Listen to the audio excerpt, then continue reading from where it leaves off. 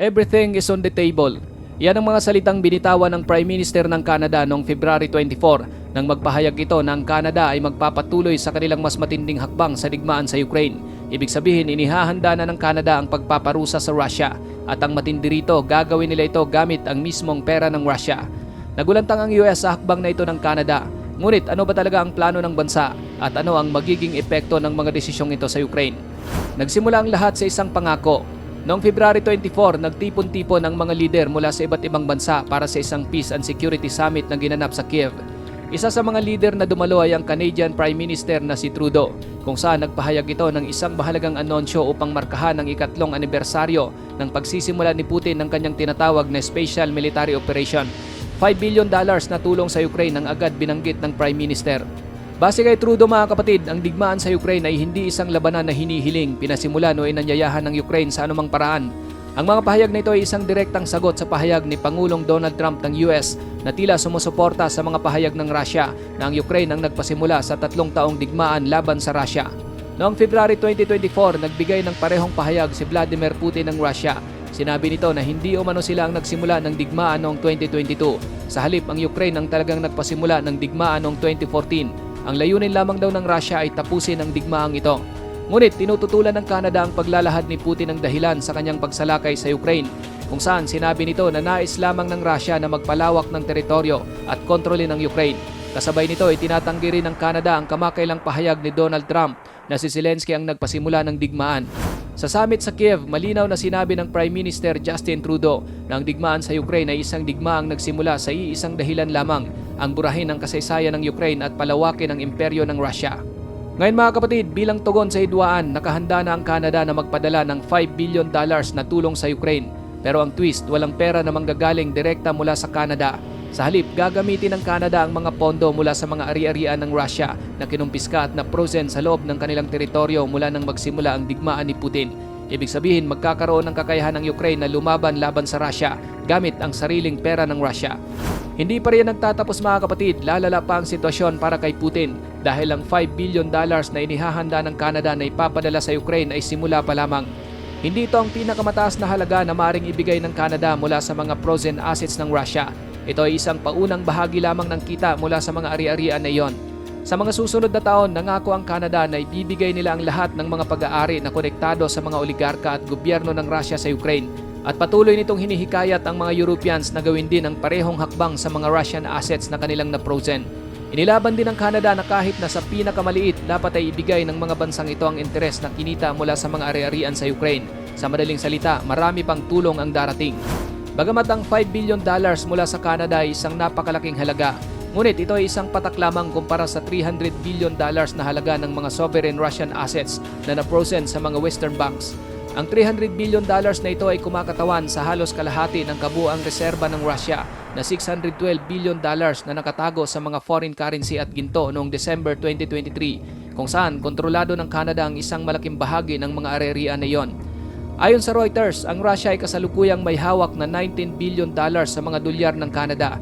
Ibig sabihin mayroong mahigit $14 billion pa sa mga frozen na mga ari-arian ng Russia na maaring ipamahagi ng Canada sa Ukraine.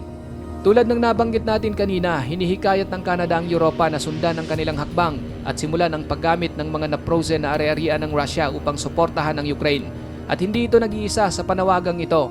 Isang araw bago ang anunsyo ni Trudeau, hinikayat ng Estonia ang mga kasamahan nito sa European Union na gawin din ang parehong hakbang. Noong February 23, nagpadala ang Baltic country ng isang discussion paper sa mga kasosyo nito sa EU at plano nitong talakayin ang isyo sa isang pagpupulong na ginanap sa parehong araw ng pahayag ni Trudeau. Pinuri ng Estonian Foreign Minister Margus Tsahkna ang desisyon ng Canada. Tinawag niyang isang hakbang sa tamang direksyon ang paggamit ng windfall profits.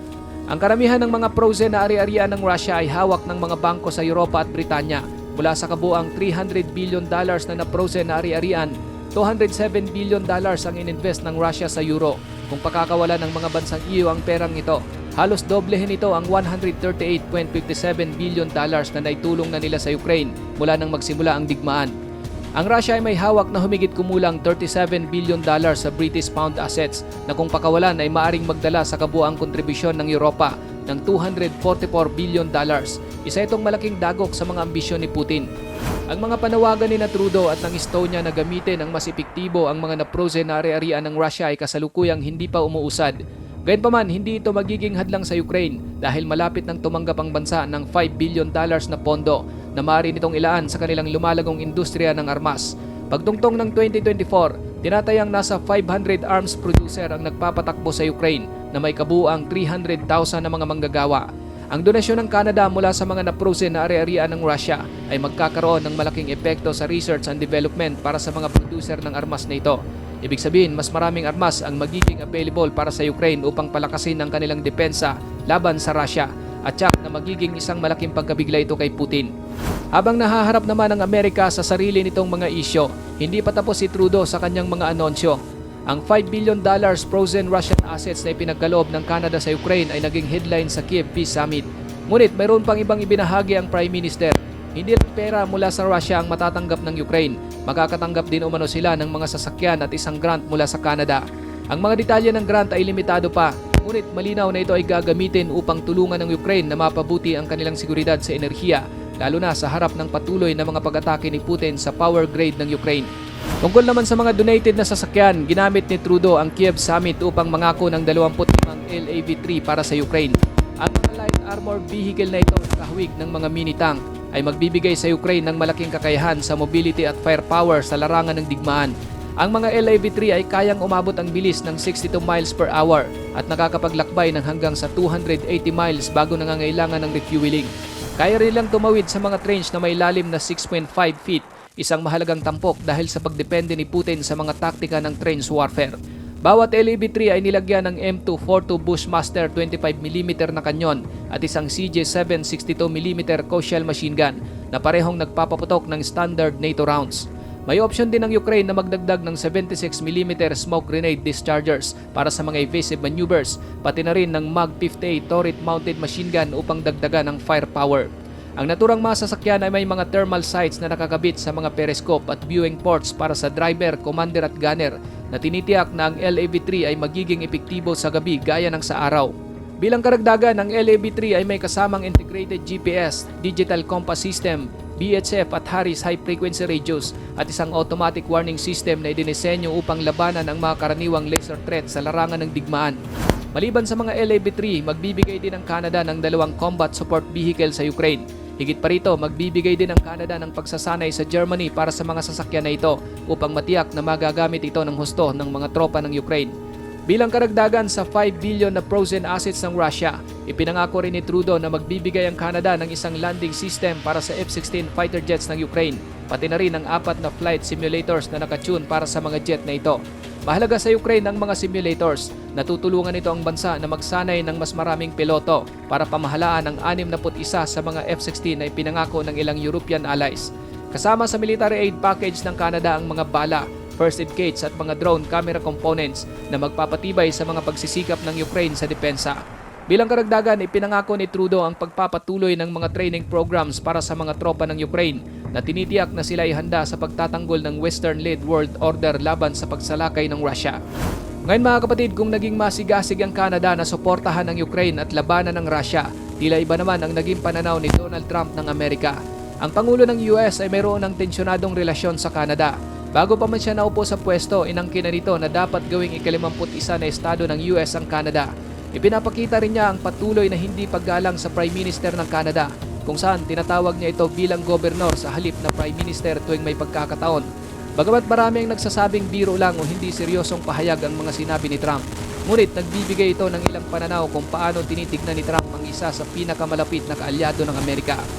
Nagbanta rin si Trump sa Canada ng mga taripa, bagamat pumayag siyang ipagpaliban ang mga taripang ito noong unang bahagi ng Pebrero bilang tugon sa pagpapataas ng seguridad sa border ng Canada. Ngunit ang kanyang retorika ay nagsimula ng muli. Malapit nang magtapos ang buwan ng pag-post na ito at iniklara na ni Trump na ang mga taripa ay magpapatuloy ayon sa plano noong February 24. Kung ipapatupad, aabot sa 25% na taripa ang magiging epekto sa karamihan ng mga kalakal na ine-export ng Canada papuntang US. Hindi natin dapat kalimutan na si Trump ay sinusubukang iposisyon ang sarili bilang tagapamagitan ng kapayapaan sa digmaan sa Ukraine. Nakipag-usap na siya kay Putin sa Saudi Arabia, nakapansin-pansing iniiwas ang Ukraine sa usapan. Umabot pa nga sa punto na sinisi nito ang Ukraine sa pagpapasimula ng digmaan at tinawag pa si Zelensky na isang diktador. Sa isang press conference sa White House kasama si Pangulong Emmanuel Macron ng France, tumanggi rin si Trump na tawaging diktador si Putin na nagpapahiwatig na mas pinaburan niya ang panig ng Russia kaysa sa Ukraine. Sa kabaligtaran, ang Canada ay mas matatag na nagtataguyod ng sariling posisyon. Ang desisyon ni Trudeau na i-unfreeze ang $5 billion na mga Russian assets para ipadala sa Ukraine, pati na rin ang pinakabagong military aid package ng Canada, ay nagpapakita na tinututulan ni Trudeau ang mga hakbang ni Trump. Habang tila mas pinapalakas ni Trump ang ugnayan niya kay Putin, malinaw na ang Canada ay tumutungo sa kabaligtaran na desisyon. Ipinaglalaban nito ang Ukraine at ginagawang lahat ng makakaya upang hadlangan ang mga pagsisikap ng Russia. Ang mga pahayag ni Trudeau tungkol sa pera at mga light armored vehicles na ipapadala sa Ukraine ay nagpapakita na ang Ukraine ay mayroon pa rin isang napakahalagang kaalyado sa isang panahon kung kailan sila nahaharap sa pressure mula sa Estados Unidos. Hindi naniniwala ang Canada na sapat na ang isang ceasefire at hindi rin ito papayagan na magtulungan ang Russia at ang US upang makabuo ng isang kasunduan sa kapayapaan na pabor kay Putin, kung saan hindi ito ang inaasahan ni Putin ang mangyari. Inaasahan ni Putin na kapag makakakuha siya ng kahit kaunting suporta mula sa US, makakamtanan niya ang isang kasunduan sa kapayapaan na pabor sa Russia.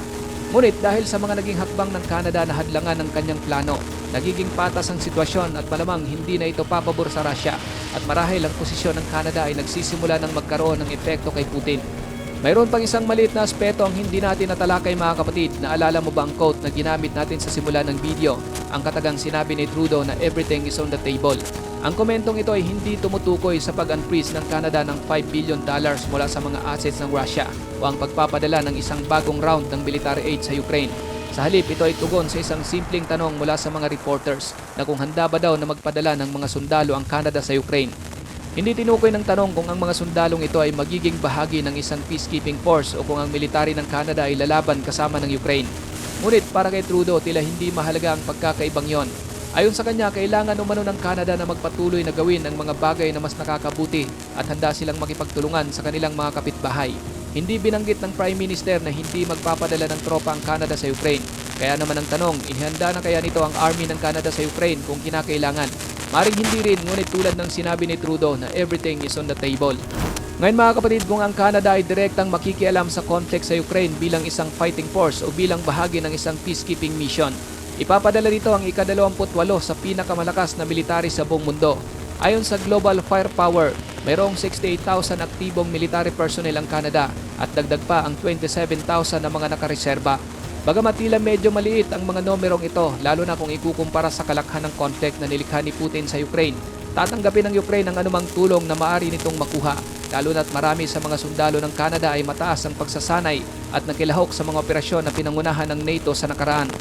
Pagdating sa mga gamit pandigma, may stock na 351 na aircraft ang Canada, kasama na ang 66 na fighter jets at isang tanker fleet na may 6 na eroplano na maaaring mag-refuel ng mga eroplano ng Ukraine habang nasa ere.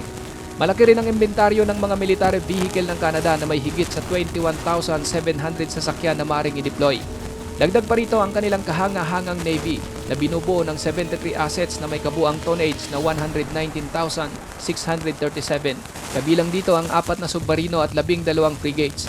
Pareho sa mga ito ay maaring magamit ng Ukraine laban sa Russia sa Baltic Sea kung magpapadala ang Canada ng mga sundalo sa ground. Wala pang katiyakan mga kapatid ang posibilidad na magpadala ng mga sundalo ang Canada sa Ukraine. Hindi pa sinabi ni Trudeau kung may dideploy ba na tropa ang Canada. Ngunit hindi rin niya tinatanggihan na posible nga itong mangyari. Ayon naman kay Trump, bukas na umano si Putin sa ideya ng pagpapadala ng European Peace Force sa Ukraine. Kung totoo ito ay isang malaking pagbabago sa pulisya ni Putin. Dati tinuturing niyang panganib ang kahit anong peacekeeping force, ngunit ngayon maaring pabor na siya rito.